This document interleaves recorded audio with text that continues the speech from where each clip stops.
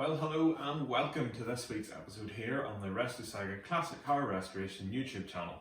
And this week we are in the fourth and final part of this mini-series on rebuilding the rear suspension on the 1976 Land Rover Series 3 88-inch diesel. Over this series I have taken the rear axle off, we've given it a clean up, we've put two new springs in with their associated bushes, new nuts, bolts, the whole works, and in this episode the actual axle is going back in and everything's getting reattached, prop shaft, brakes, the whole works. This has all been part of a bit of a minor overhaul of the Land Rover, a really thorough service of all the fluids and everything getting checked and tightened, and all the various jobs that need done almost on an annual basis. So without any further to do, let's get back to the axle, get it underneath the Land Rover and get this back outside. Okay, so really since the end of the last video there's not a huge amount of change. All I've been doing is I've fitted the brake lines, as you can see here. Yes, they are a bit wonky and wobbly, but I wasn't going to put new ones on. There's nothing wrong with the old ones. Give them all a bit of a clean, and I put new grease, brake bleeding nipples in both sides, purely because I had them spare and I didn't want the old ones because they were a little bit coated up with the thick black hammerite. Also, what I've been doing is putting the axle in various positions to make sure it's still leak proof. So I've hung it with the nose down for quite some time, and there's no leaks from around the pinion, win, and there's also no leaks from around the drain plug, which is up underneath, also a win. So all being well, fingers crossed, we have a leak proof axle, which will be nothing short of a miracle. So next job really is lowering the axle onto the ground. I'm going to put a sheet underneath it and slide it back underneath the Land Rover. Then put the leaf springs on at the front, lay them on the floor underneath, and then begin the process of lifting the axle up and then securing the leaf springs at the rear by hinging them up from the front. That's sort of how the whole assembly came down. So I'm just going to reverse it really and put it back up again. If I bring you around here, I've also done a bit of a tidy up, you'll notice. If I bring you around here, nice shiny brake shields ready to go on. Got brand new U-bolts to go on, and of course they're locking nuts. Just waiting on stainless locking nuts for the shock absorber bolts, which are hiding down there waiting for reassembly. So all good, let's get on with this and I'll show you the progress as I go along. To be honest, I'm fairly certain there are easier ways of doing this, but when you're working alone, this is the way I think it'll work best for me. So lowered the axle onto this cloth and pulled it through, firstly to avoid scratching the axle, avoid scratching my floor, and to make it easier just to slide it in and have it, I think it's pretty much lined up where it needs to be. A little bit out of breath after doing that.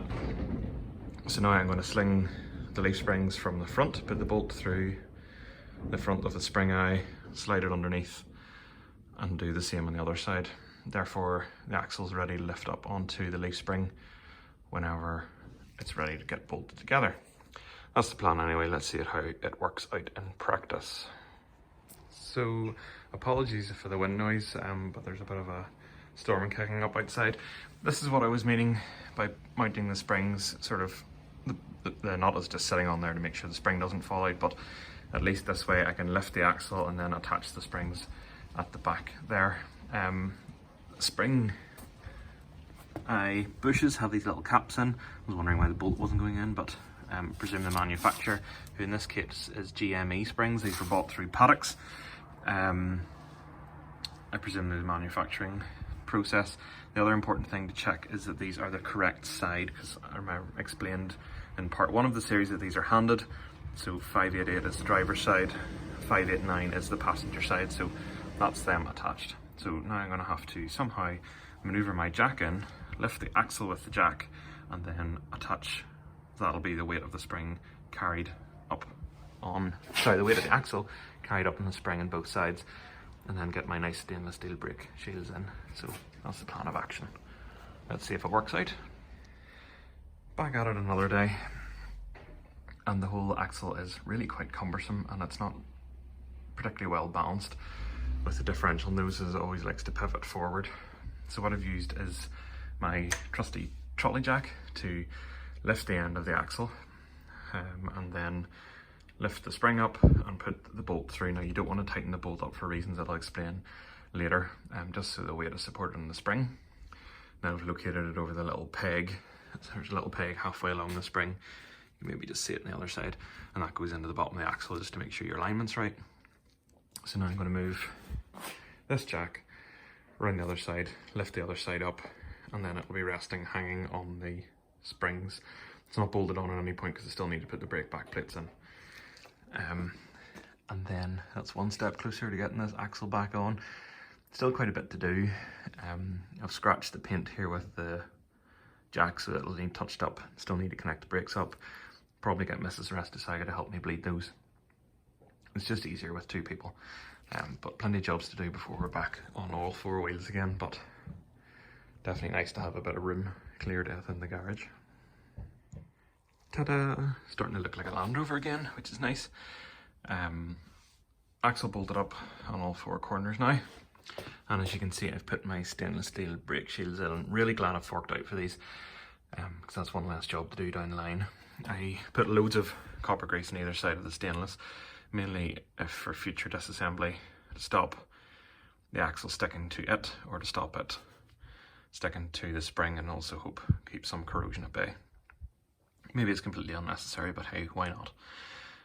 Next thing I'm going to do is put the U-bolts around the axle. So 4 U-bolts, 8 nuts, all with nylock nuts. They're not bolted up here, and the reason why I said I was going to explain later is because you need to preload these springs. So I'm going to put first of all I'm going to double check the manual, and then I'm going to put the U-bolts on to the correct torque, and then try and put it up on the axle stands underneath the axle and put some weight in the back of the Land Rover so that it sinks down onto the springs.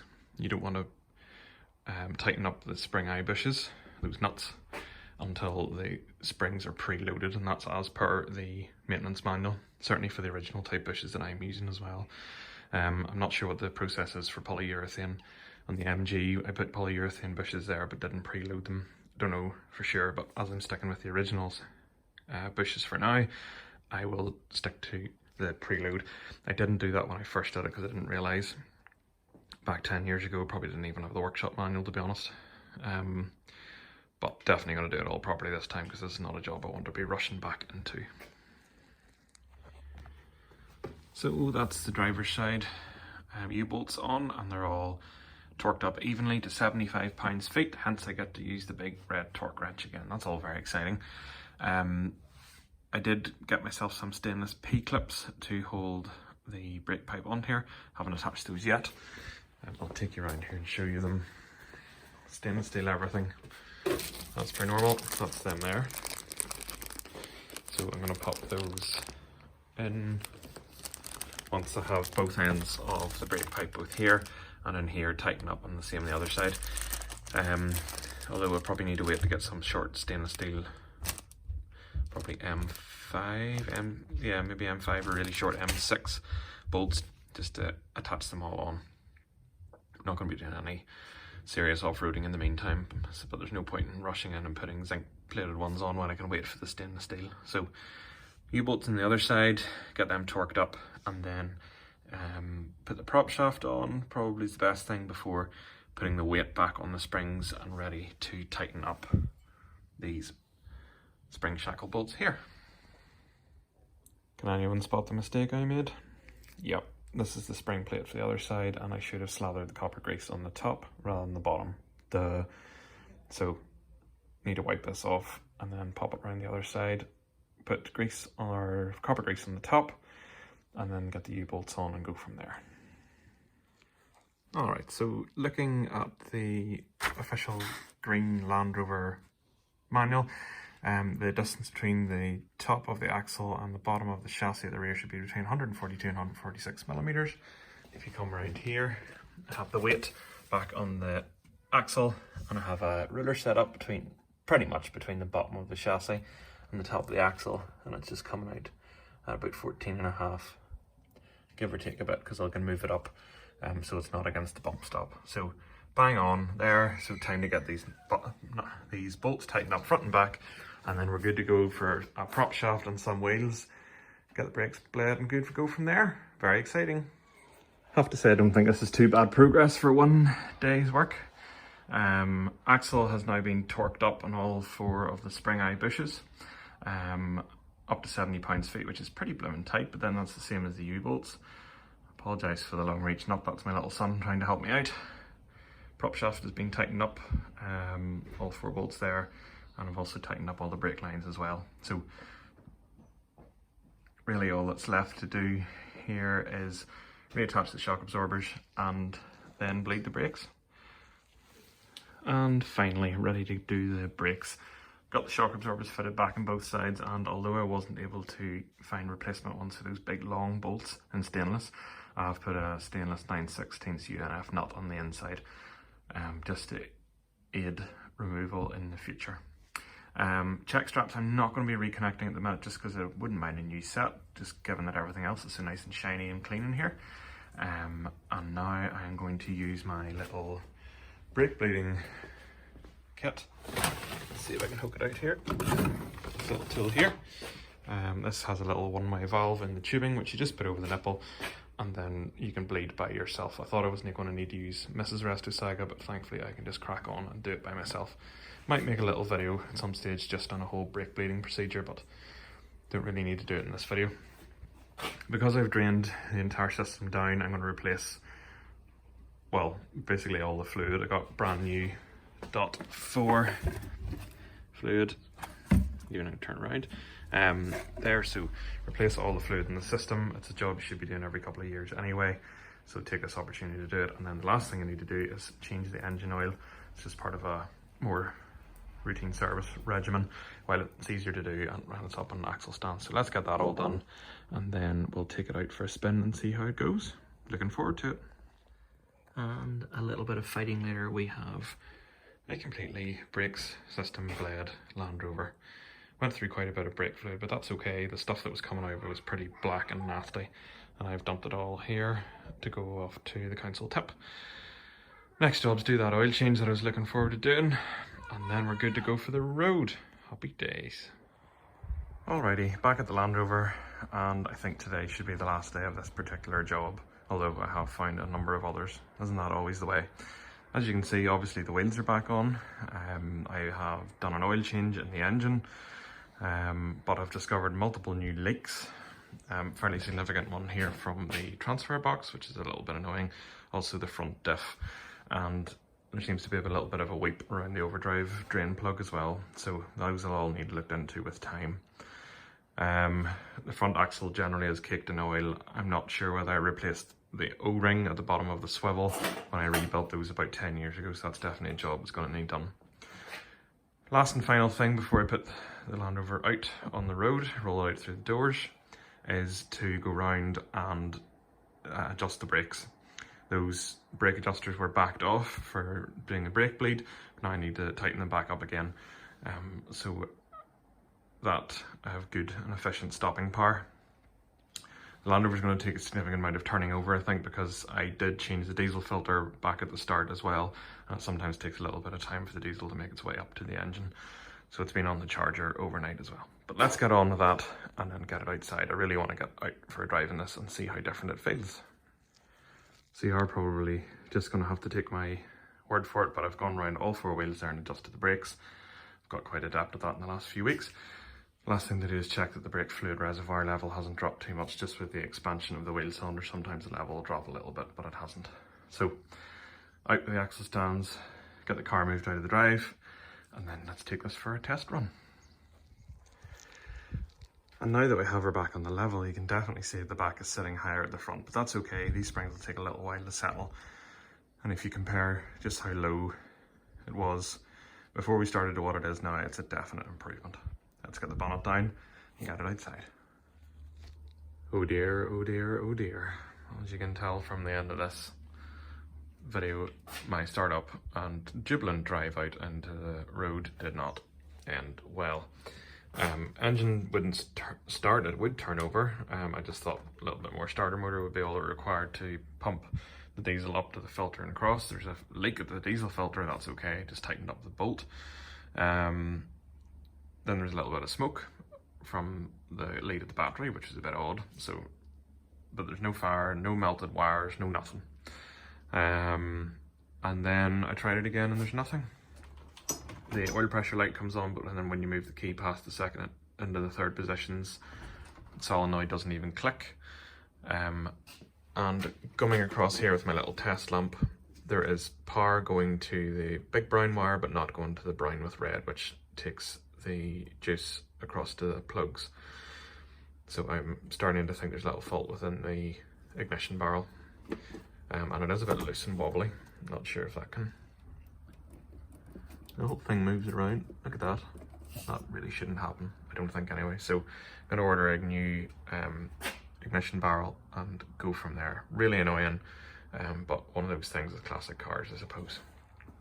So I suppose I better sign this video off here because it's going to be a little while for that ignition switch to arrive. And then we'll hopefully be back on the road at that stage. Very annoying after the amount of work that went into that rear suspension, but oh well, maybe it was going to happen at a bad time. Don't know when I was out on the road. Well, that wasn't quite the ending to this video that I was hoping for. Unfortunately, I had really hoped to be able to drive the Land Rover back outside, but this electrical problem, and I presume it has to be an electrical problem because there's no kick out of the solenoid, will need solved. So what I'm going to do is take apart the ignition switch, give it a bit of a check over and a bit of just check there's anything melted inside. The puff of smoke is somewhat concerning, so I'm really going to take my time, make sure there's no electrical gremlins waiting to cause some problems down the line. The last thing we need is a fire, and after all, that is what killed this Land Rover off about probably 20 years ago and caused the restoration to be needed to be done. So unfortunately, it wasn't quite the end we were hoping for, but these things happen. It's an older Land Rover and there's always bits and pieces needing done, and overall it has been quite reliable in the time that I have owned it. So thanks very much for watching. I hope you've enjoyed this 4-part mini-series on the rear suspension. Please hit the subscribe button down below. There'll be plenty more videos coming along, also including the Land Rover, the Toylander, the MG BGT and the Morris Minor, and anything else that I think you'll find interesting. Give the video a like also, I really appreciate that, and fire me a comment. I'm more than happy to receive your compliments, suggestions, tips, anything that you might want, and also I do my best to answer every single comment that I receive, and also happy to answer questions if there are any.